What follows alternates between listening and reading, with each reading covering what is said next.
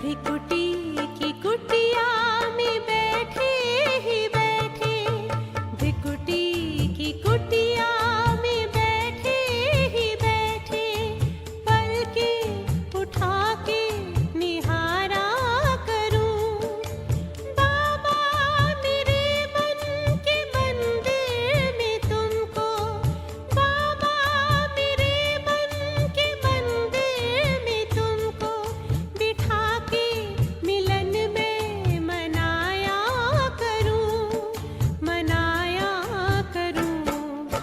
भ्रिकुटी की कुटिया में बैठे ही बैठे।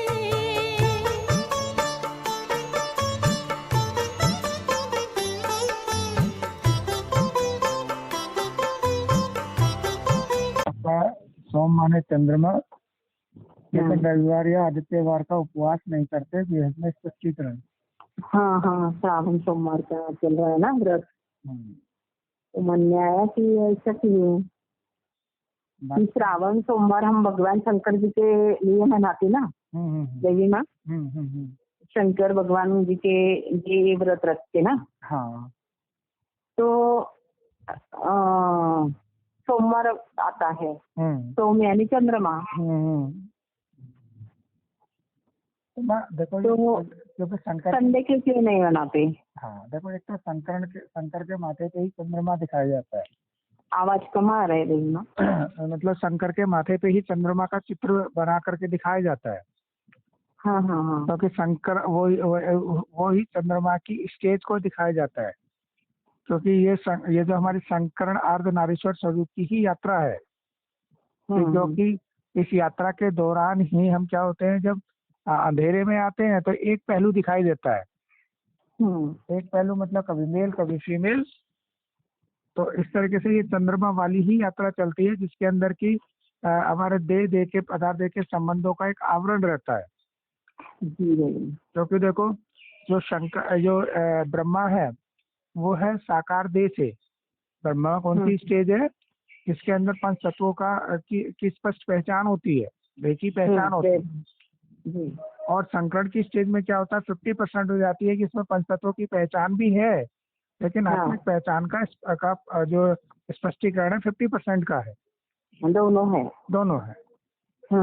लेकिन अब जब विष्णु की स्टेज बनती है तो वहां पे क्या होता है, पंच तत्वों की पहचान क्या हो जाती है, 0 हो जाती है। वहाँ 0 हो जाती है, 100% आत्मिक स्टेज हो जाती है वो।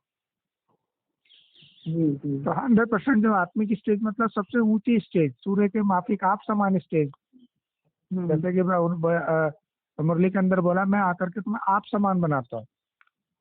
आप समान मतलब कलाओं से परे। कलाएं कब होती हैं, जब पंच तत्वों के आवरण में आते हैं। पंच तत्वों की पहचान का प्रारूप का पाठ बचता है, उसी को कलाएं कहा जाता है। हाँ हाँ। तो वो किसको दिखाते हैं, चंद्रमा के उससे दिखाते हैं। तो चंद्रमा की कलाएं घटती बढ़ती है तो वही क्या होगी, पूज्य से पुजारी, पुजारी से पूज्य। तो वो स्टेज को दर्शाता है वहाँ पे। तो जब ये चीजें होती है तो इसीलिए इसके अंदर क्या करते हैं, हम ऊपर की स्टेज का उपवास करते हैं। क्योंकि ऊपर की स्टेज की स्मृति आती है कि कोई चीज, जैसे कहते हैं ना, लड्डू हमने खाया तो मीठा लगेगा, और मिठास कैसी होती है वो हमारे को आकर्षित करती है, वो स्टेज हमारे को आकर्षित करती है। तो उसका जो झलक है वो इस पाठ के अनुसार दिखाई देता है उपवास के रूप में, कि ऐसी स्टेज का हम ऊपर की स्टेज अपने को मतलब बार बार व्रत या उपवास करके उस स्टेज को अपने को नजदीक देखते हैं। कि जब 16 कला वाली जो संपूर्णता वाली स्टेज होगी इस देह के साथ वाली, तो उस समय हमारी ऊंची स्टेज कैसी होगी। लेकिन सूर्य के माफिक जो ऊंची स्टेज है, तो वहां पे पंच तत्वों के आवरण की कलाओं से हम बिल्कुल परे होते हैं। वो स्टेज क्या होते हैं, बिल्कुल स्वतंत्र, परतंत्र नहीं। इसके अंदर परतंत्रता जरूर होती है, 16 कला माने परतंत्रता का। परतंत्रता में आने के बाद ही 16 से लेकर के हम 0 कला की ओर होते हैं। लेकिन सूर्य में क्या, कलाओं से परे है वो। अब कलाओं से परे है, परतंत्रता से परे है, सदैव स्वतंत्रता की स्टेज है। तो सदैव कैसी होगी, ऊपर की स्टेज ही होगी ना। तो उसके अंदर ऊपर नीचे नहीं, एक अनादि स्टेज होगी। क्योंकि इसके अंदर हम काउंट करेंगे जिसमें घटना बढ़ना होता है, इसमें ऊपर और नीचे की स्टेज को देखा जाता है।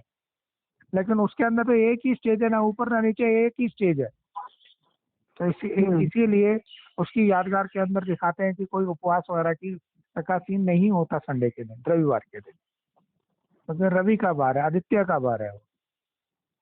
यानी कि इसीलिए रवि का व्रत नहीं करते। हाँ, रवि का व्रत नहीं करते, क्योंकि सबसे ऊंची स्टेज उनकी है। हाँ, बस वो सबसे ऊंची स्टेज है, परमात्मा स्टेज जैसे कह देंगे एक बार।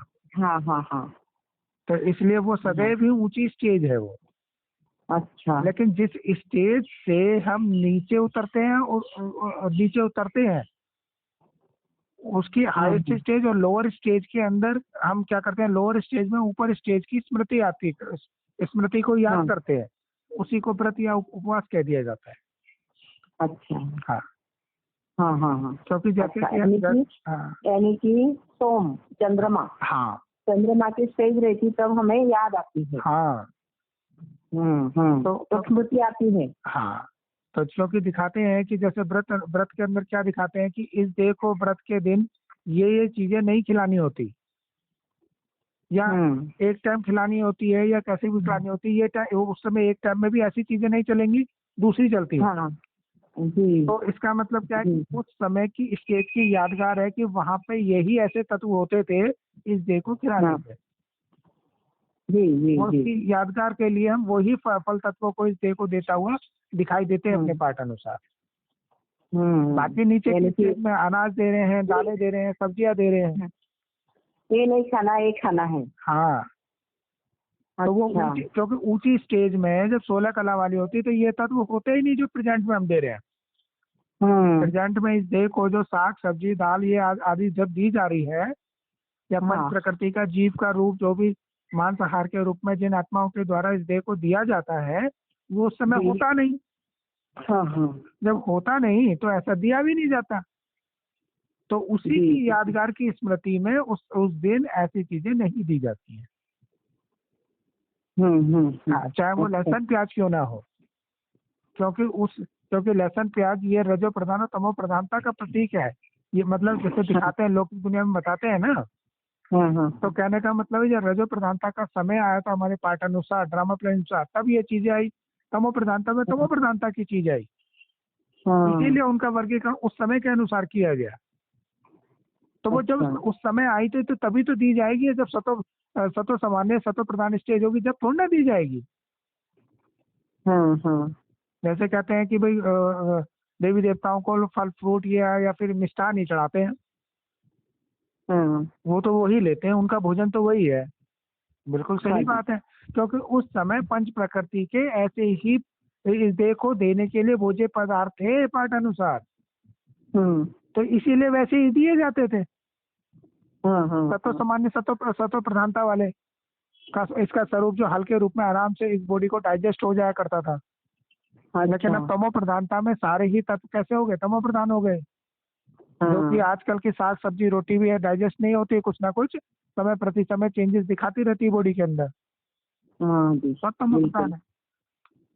तो व्रत का मतलब उस स्टेज की हम स्मृति रखते हैं, बस स्मृति यादगार मनाते हैं, बस उसी को उपवास कह दिया गया है। उपवास का मतलब ऊंची और नीची स्टेज केवल चंद्रमा की ऊंची कला और नीची कला की यादगार के रूप में है बस ये, जो कि हम संकरण के रूप में चंद्रमा का जो अस्तित्व दिखाते हैं उसके रूप में दर्शाया जाता है बस। बाकी सूर्य के अस्तित्व पर इस तरह का लेना देना कुछ भी नहीं है। वो सदैव, क्योंकि देखो हद का सूर्य भी सदा क्या होता है, एक ही सीट पे सेट है, वो सदा स्थिर है ना, वो चलायमान नहीं है। जब चलायमान नहीं है तो ऊपर नीचे की बात ही नहीं है उसके। जब ऊपर नीचे की बात ही नहीं तो एक ही स्टेज हो गई ना, ऊपर क्या बैठना, नीचे जब होता ही नहीं तो एक ही स्टेज होगी, ऊपर बैठने की बात ही नहीं। फिर अपनी सीट पर सदा सेट है उस स्टेज में, तो इसलिए वहां पे ये सीनरी नहीं होती है उस दिन। वैसे भी लौकिक दुनिया में अधिकतर क्या होता है, सारे उस दिन क्या होता है, स्वतंत्र होते हैं। मतलब जो लौकिक जॉब के भी पार्ट होते हैं उस दिन संडे रेस्ट होता है अधिकतर। फ्री रहते सारे। हाँ, फ्री रहते हैं, स्वतंत्रता। मतलब देह के जो पार्ट है उनसे हम फ्री हो जाते हैं। बिल्कुल। क्योंकि सतो प्रधान सतो सामान्य में देह की इंद्रियों के द्वारा जो हमारे पार्ट होते हैं बहुत ही कम होते हैं। क्योंकि सारी प्राकृतिक हिस्से को खिलाने की, पहनाने की सारी जिम्मेदारी किसकी होती है? प्रकृति के ऊपर होती है, और स्वतः ही मुहैया कराती है वो। लेकिन रजो प्रधानता में इस देह की इंद्रियों को चलाने के लिए जो एनर्जी चाहिए होती है भोज्य पदार्थ से, उसके लिए कहीं एक स्थूल धन का अर्जन करना पड़ेगा, उसकी लेन देन करनी पड़ेगी, उसके लिए कमाई करनी पड़ेगी, उसके लिए खरीद के लाना पड़ेगा, तो बहुत सारे पार्ट उसमें बढ़ जाते हैं। लेकिन उस स्टेज में नहीं बढ़ते हैं, तो आराम से कैसे हो गए? स्वतंत्र हुए ना। हाँ बिल्कुल सही। स्टेजेस का अंतर है माँ के। तो क्लियर हुआ माँ ये? बिल्कुल अच्छे से। हाँ, और लेकिन इसमें एक बात और ऐड कर दें हम कि हमारी अवस्था के अकॉर्डिंग ही पंच तत्वों की अवस्था है। ऐसे नहीं कि देखिए अभी पांच तत्वों की, जैसे यहाँ पे लिखा हुआ है, अभी पांच तत्व भी तमो प्रधान अवस्था में है और हम भी अति तमो प्रधान अवस्था में पहुंच गए। क्योंकि हम हमारे जो पार्ट की स्टेज है उसी के अनुसार ही पंच तत्व प्रकृति की स्टेज है। जैसे जैसे हमारी स्टेज वैसी सृष्टि की स्टेज। ऐसे नहीं कि सृष्टि की स्टेज पहले हमारी बाद में, क्योंकि हमारे संकल्पों से ही तो सृष्टि बनी। हमारे संकल्प सतो प्रधान तो सतो प्रधान सृष्टि, हमारे संकल्प तमो प्रधान है तो तमो प्रधान स्टेज की प्रकृति का प्रारूप दिखाई देता है। क्लियर है ना? तो ये सब चीज जो भी चेंजेस हो रहे हैं, जो कि समय चक्र को, स्वदर्शन चक्र को, ड्रामा चक्र को, वो बात एक ही है। ये हमारे संकल्पों से, हमारी वाचा से, हमारे एक्शन से प्रतीत होता है। क्योंकि ये ड्रामा चक्र समय चक्र में भरा हुआ है ना। संकल्प समय के अनुसार संकल्प जो जैसे संकल्प आ रहे हैं उसी तरीके का समय का प्रारूप दिखाई दे रहा है। झूठ का समय तो झूठ के संकल्प थे, इसीलिए झूठ का समय, द्वैतवाद का समय है ना। जैसे संकल्प ऐसी सृष्टि।